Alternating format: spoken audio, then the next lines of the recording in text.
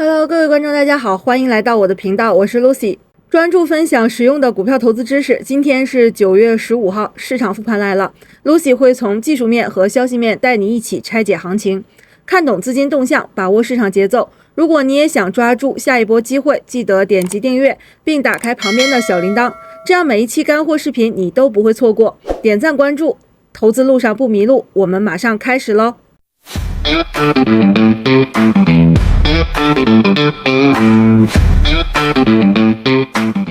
今天我们同样从两个方面来去分析一下美股的行情。那第一个部分呢，是会讲到纳指的一个走势。那现在呢，再次出现大涨创新高。那上一周的话呢，是出现这样的一个走势。所以说我们会发现很多股票它的一个拉升的幅度都会比较大，超过10%以上的一个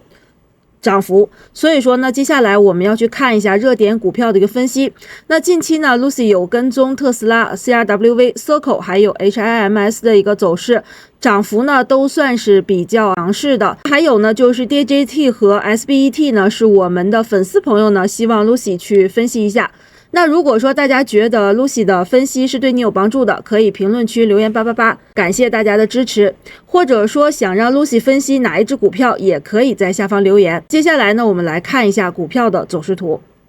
我们先来看一下这张图表呢，是纳指的日线走势。那纳指我们现在看到了上一周的一个连续的一个拉升呢，其实可以看出来现在TD9 的一个结构呢，现在是走到了7号 K 线，也就是说星期五的一个跳空向上拉升的一个阳线呢，是会出现这个高点呢 22,182.34 这个位置，而且呢它出现了连续2根的一个黄 K， 当然呢7号 K 线呢也如期出现了。所以在这个过程中，依照我们的一个彩虹带的一个边界呢出现拉升的话，我们是在5号 K 线这个位置呢就已经发现了它在走结构9。所以在这个过程呢，其实连续出现黄 K 的话，对于我们来说呢，参考它的一个这个防守呢会更简单一些。所以我们的一个标准呢，其实此前已经突破了这样的一个平台的位置呢，我们再用它去做防守呢就不太合适。因为如果说在这个过程中它要出现回调的话，从这样的一个7号 K 线的一个黄 K 的位置，如果说再回到这样的一个平台的话，等于说它的一个调整幅度会比较深。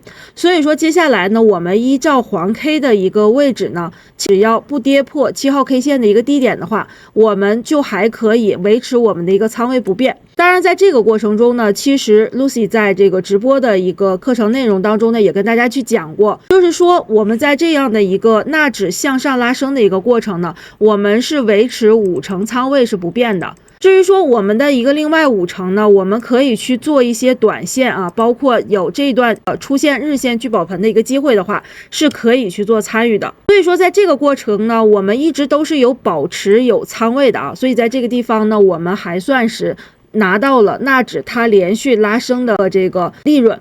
那我们在这个过程中看一下，从日线上来讲呢，我在上一周的一个直播内容有跟大家去讲说，这个位置呢，我们不能盲目的贸贸然的去判断它是一个背离。所以连续的一个拉升呢，其实绿色柱体呢，它还是有在变大的一个过程。所以在这个过程中呢，我们还是要等这个快线和慢线最终它能出现一个什么样的一个结果，然后再去看。等到说出现这种就是快线如果说拐头向下的话，绿柱变短的一个情况下，我们再去做减仓也来得及。所以在这个过程呢，其实纳指的话它一直在拉升，那最终呢，我们是想要去看到它如果说本周出现8和9的话，那这一轮它到底是中继9还是这个高位9呢？我们还要再去看。好的一点是给大家看一下这个图表是纳指的周 K 线。那我们看到周 K 线呢，其实它在上一轮这个结构9周 K 线里面的这个9号 K 线呢，等于说它没有跌破。那连续出现2根阳线呢，是在我们的一个彩虹带的一个上方。所以说在这一个过程中，其实周线的一个 K 线展示呢就相对来说好一些。所以在这个过程，我们接下来呢就要把我们的一个高点呢去这个向上移，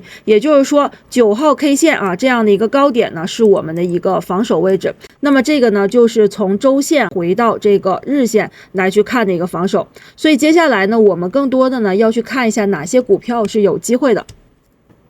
那我们先来看一下上周的一个明星股特斯拉的一个日线走势图。那我们看到特斯拉在这一段时间呢，其实它的一个震荡呢，完全是在我们的一个每天跟踪的一个掌握当中，等于说它的一个上升三角形的一个上边界呢，就在这个上一周的一个过程呢，被我们拿捏到了。它在一个彩虹带的一个上方呢，缺口没有回补的一个情况下，连续周四周五拉出了2根大阳线，进而呢突破了我们之前有提到过的一个平台位，就是这样的一个位置365的一个位置。而且呢它在突破之后，星期五来了一根大阳线，直指我们之前给到大家的一个参考点位，就是421这个位置。那我们说它在这个空间，等于说周五的一根大阳线，它出现的是 TD6 这样的一个 K 线，所以它距离我们上板421这个位置呢，其实还有一定的距离。我们看到盘后呢，它其实还有略微的一个上涨，所以说在这个过程中，特斯拉等于说它依照我们的一个彩虹带，加上它下边的一个机构成本线的一个支撑，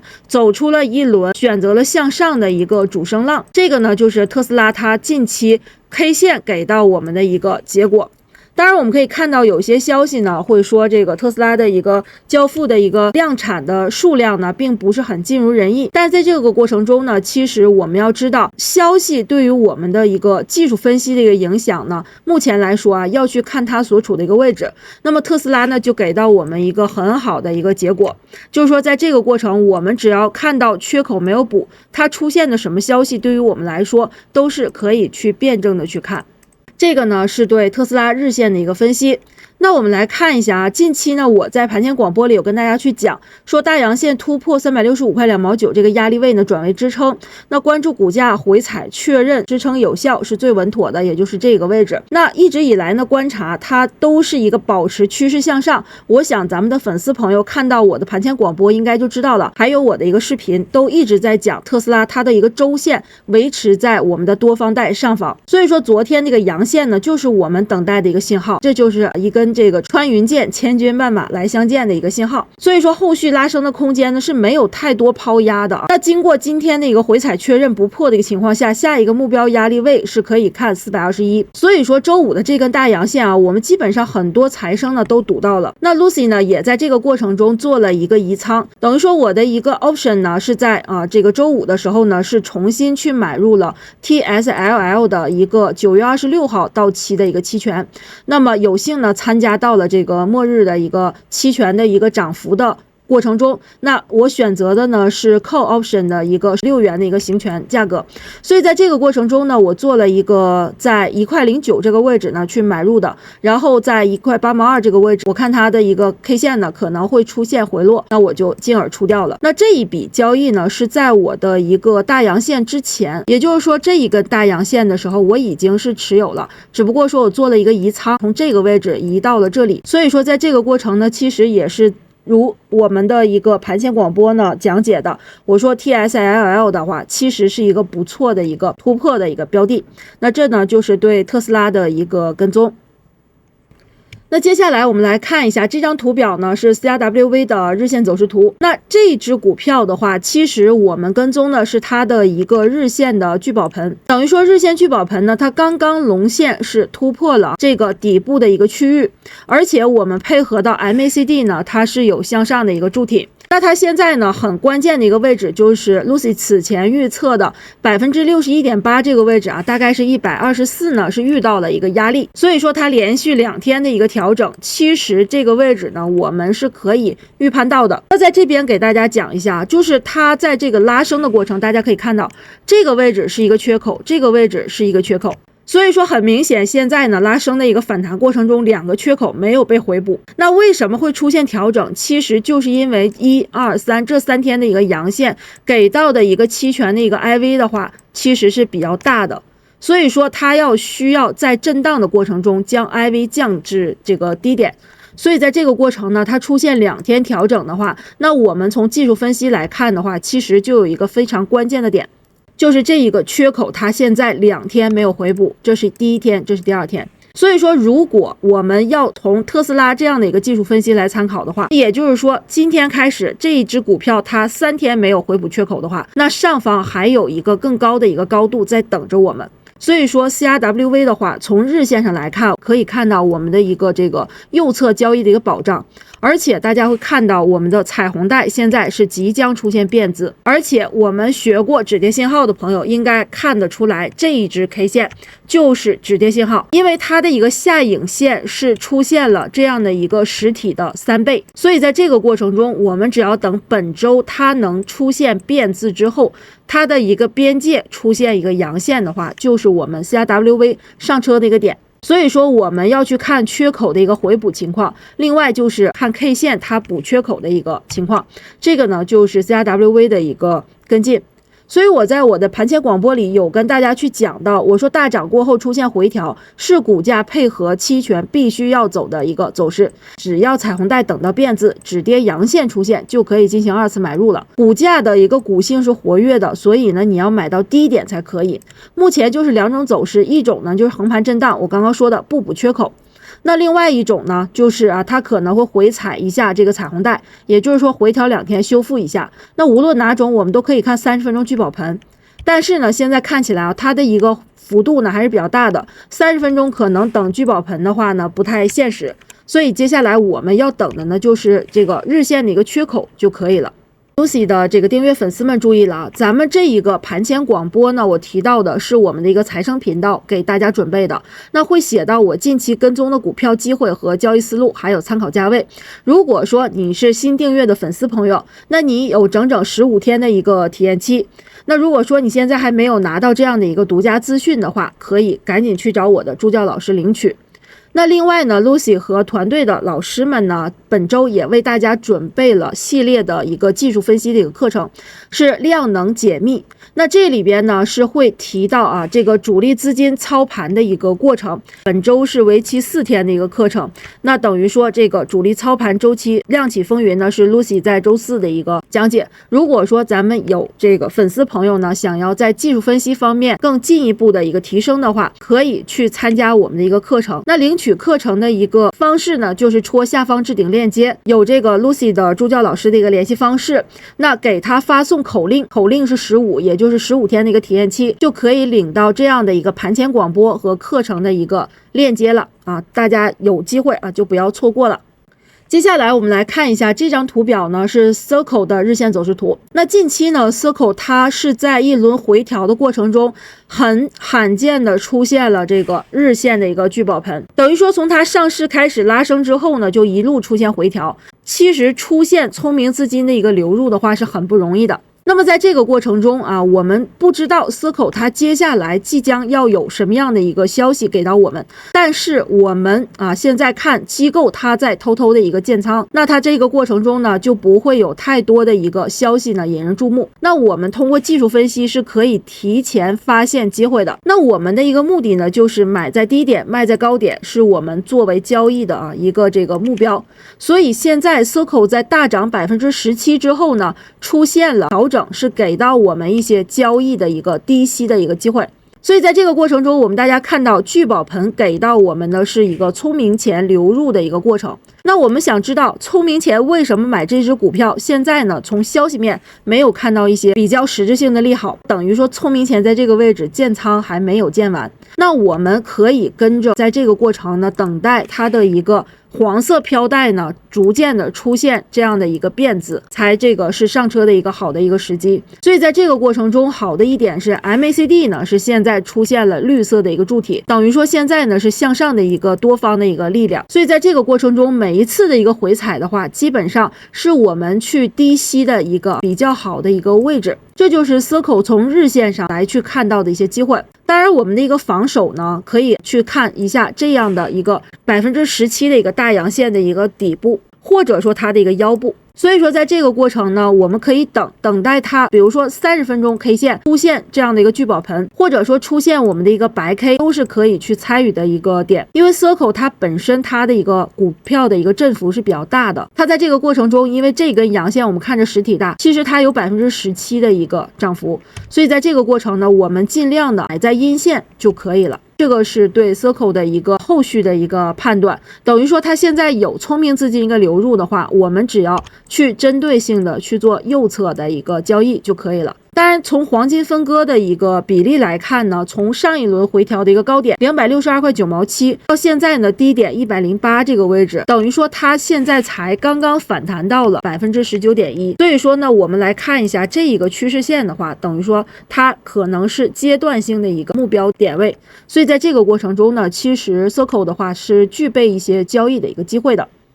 接下来我们来看一下这张图表呢，是 HIMS 的日线走势图。因为近期呢，在这个过程中啊，我们说它的一个上涨的一个幅度和空间呢，还算是比较大的。那它在这个过程呢，其实它连续调整了2天，等于说这2根阴线把这个黄 K 跌破了。其实确认它能参与的是这一根阳线反包，等于说它股价上到这个趋势线的一个上方来看的话，我们是可以在盘中去参与的。那等于说上个星期四没有看到我的一个视频的一个预判的话，其实在星期五也能看到它已经突破了这一个趋势线来到上方，而且你可以看到彩虹带是出现了一个变紫。它在这个过程中我们要等的就是彩虹带附近的一个止跌信号，那么这2根 K 线呢就足以证明它是出现了一个止跌，而且它是有共振的。对于这个 MACD 来说的话， MACD 在上穿零轴的一个过程是一个非常关键的一个信号，所以说在这个过程呢，它是由弱势的一个区间转强势的一个区间，这是弱转强的一个表现。所以说呢 HIMS 的话，在这个过程它已经出现变字的话，那么接下来它每一次的一个回踩都是一个参与的一个机会。所以在这个过程中呢，其实大家看到它已经出现黄 K 了，那我们在这个位置呢，尽量的去做一个低吸，而不是去追高就可以了。那从聚宝盆来看的话，等于说聪明资金已经在这个位置已经埋伏了，所以呢，接下来的话就依照彩虹带的一个边界去参与就可以了。接下来我们来看一下这张图表呢，是 DJT 的一个日线走势图。咱们粉丝朋友呢比较关心啊这一只股票，其实呢每一次留言的话 Lucy 都是看到了啊，等于说我们在这个位置呢是看到它有白色 K 线、蓝色白色 K 线和蓝色 K 线，所以说越接近这个位置呢，等于说股价呢就是有一些机构呢在这个位置低吸。但是好的一点啊是这样 K 线是出现了，但是不太好的就是它没有聪明资金的一个流入。所以说在这个过程中呢，它不断的再去这个低吸的一个蓄力，所以说这只股票目前为止现在还没有看到说它想大幅拉升的一个动作。那我们看到的就是 MACD 现在还是一个红柱死叉的一个位置，那什么时候这个位置出现了这个绿柱，它这条龙线能向上翘一点点，股价呢再来突破一下，突破一个这个黄色飘带的话，它才能有机会，也就是说是它的一个交易的机会。不然的话，在这个过程中其实没有太多的一个好参与的一个价值，因为我们在这个过程，你要是拿中长线的话，你可以在这布局，但如果说做波段，像这样的一个波段的话就满足的话，其实在这个地方还没有太多的一个机会，这一只股票可以再等一等。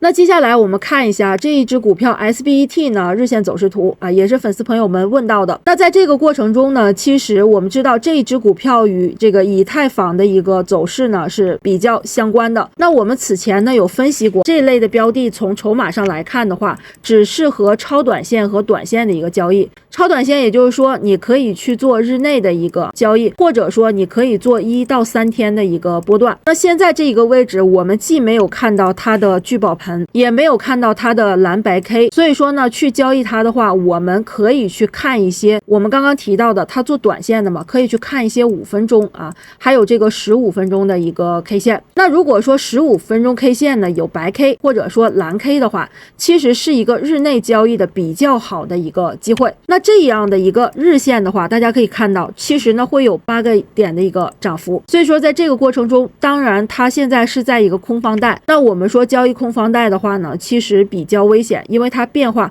随时都有可能出现这样的一个压力。那它现在股价又来到了这个空方带的一个中轴位置，所以说它如果能突破站上到上边界的话，还算是一个机会。那如果说不能的话呢，现在还不是一个比较好的一个参与的机会，等于说它在这个过程中呢没有看到聪明钱的一个流入。所以说接下来如果在这个地方筹码能集中的一个时间比较长，颜色变化比较大的话，才是一个这个做波段的一个标的。所以这只股票呢，我们只能用短线的一个思维来做，这个就是对 SBET 的一个分析。咱们今天的分析就到这里，我们下期见喽，拜拜。